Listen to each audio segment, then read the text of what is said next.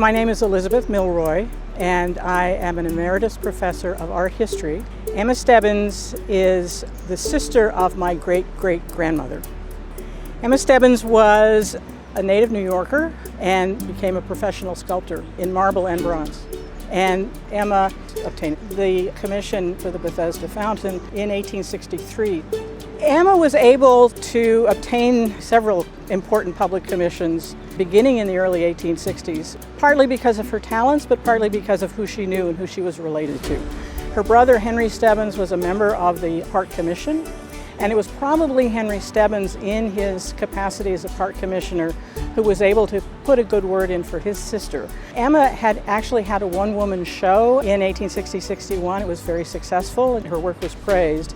So she came with some credentials. She wasn't just Henry's sister. She was Henry's sister who had proven herself as an artist.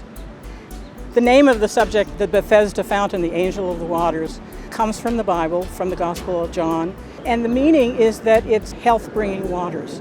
So not only do we have the bronze statue of the angel on the fountain, but the plinth is supported by four little boys, putti as they're known in art historical circles, who symbolize health, temperance, peace, and purity. And then another interesting aside is that the figure of the boy is a portrait of my great-grandfather. She actually did his portrait as a bust, which she exhibited some years earlier, and she reused the likeness when she was designing the putti for the fountain. So the process for designing and creating the sculptures took about 10 years partly because of the political situation in Europe. But the figures were finally shipped back to New York, and it was unveiled in 1873. Charlotte Cushman was a famous dramatic actress. In 1852, she had semi-retired to Rome, and when Emma visited Rome in 1856, the two women were introduced and became intimate friends. All indications are that they were life partners.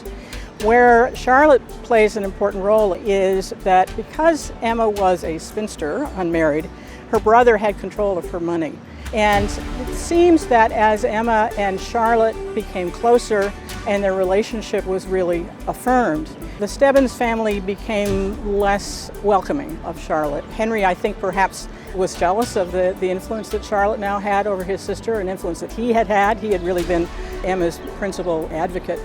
And so there seems to have been some tension between Henry and Charlotte, really over money, and Charlotte was able to, as it were, persuade Henry to release funds to Emma so that she could pay for the various projects that she had in process. We can learn from Emma Stebbins' life and career that it's important to be persistent. It's important to be true to your passion and to stick with it. I think she was somebody who, despite obstacles of class and gender, pushed through and was able to succeed at a time when many other women were not given that opportunity.